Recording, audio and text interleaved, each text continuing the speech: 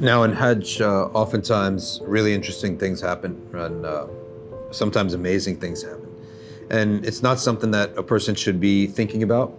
And you hear stories about that, but you want to, again, only solely be focused. But sometimes these amazing things happen and they make you just say, Alhamdulillah, and they make you think about it. And sometimes it makes you think that hopefully it's a sign of Allah's acceptance.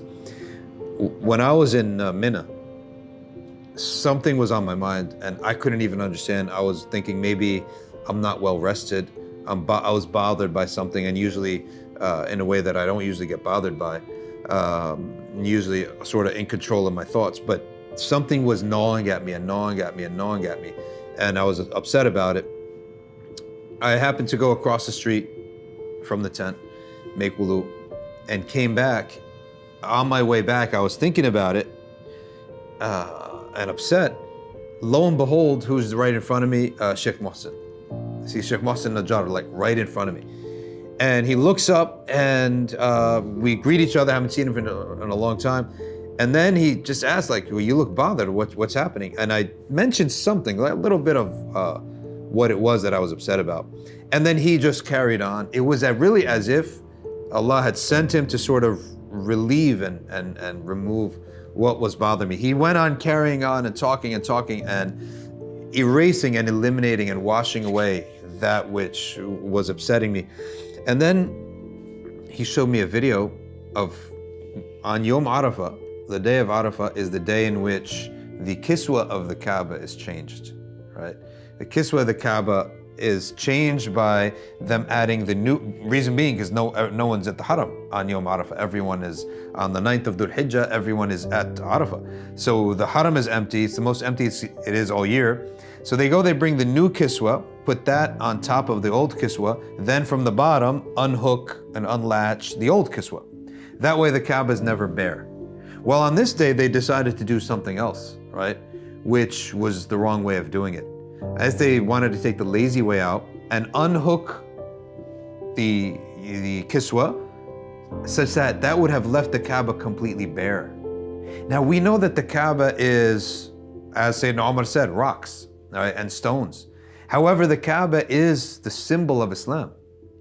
Okay, it's a symbol of the most holy city and most holy active ibadah. It's the qibla of all our prayer. Prophet ﷺ said the black stone is Yaminullahi fil ard. Right? It's like the right hand of royalty on earth, okay, that you kiss. So it has all the symbolism, and that symbol needs to be taken care of.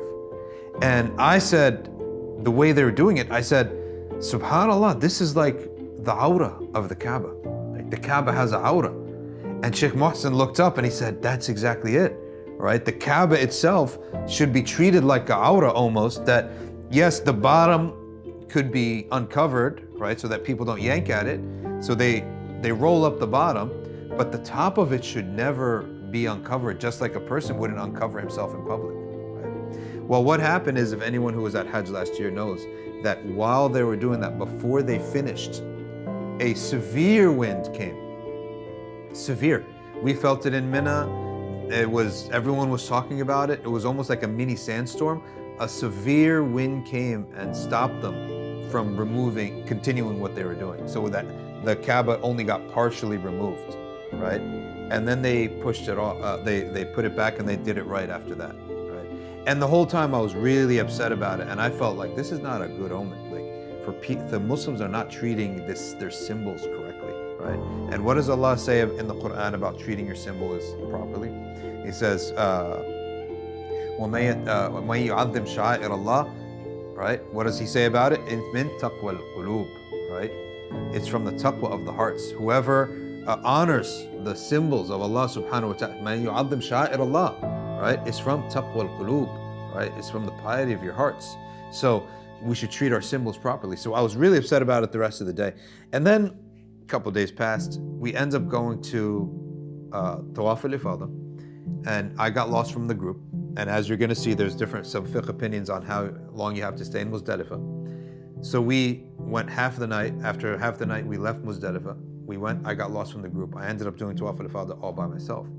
Now the Haram was relatively empty. I ended up close to, it's never empty, but relatively to the rest of Hajj. to 3 million people being there. I ended up near the wall, and there is a portion of the wall where it's a fadila, right? Or if not a sunnah, to actually embrace the Kaaba. And it's after the Hajar al-Aswad, after the door, right, of the Kaaba, to embrace the Kaaba at that point right there. And you'll see a lot of people. And literally the Prophet used to put his whole body at the Kaaba and his cheek as well. So I get there and I'm on the first tawaf, and all of a sudden it's just like empty. And I had all the time in the world on each of the 7 tawaf to go to that spot, right?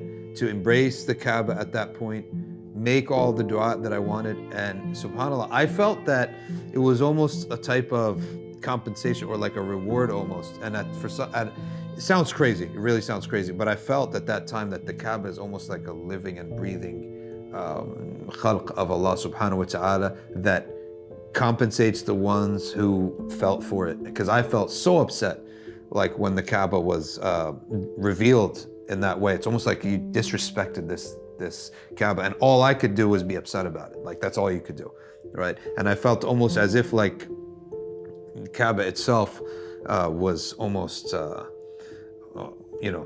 almost expressing that appreciation, or that Allah Ta'ala has given me this opportunity as like a thawab.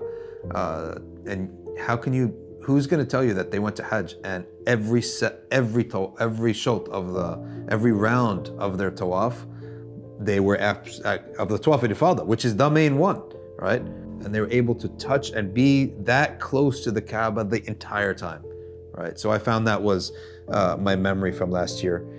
And may Allah Ta'ala bring us back and also give us a Hajj again that is full of focus, and may He give you as well a Hajj that is full of focus. Focus only on Allah subhanahu wa ta'ala, on your dua and nothing else, and don't expect anything else either. You go with that focus and no expectations, okay? And you never know, great things will happen.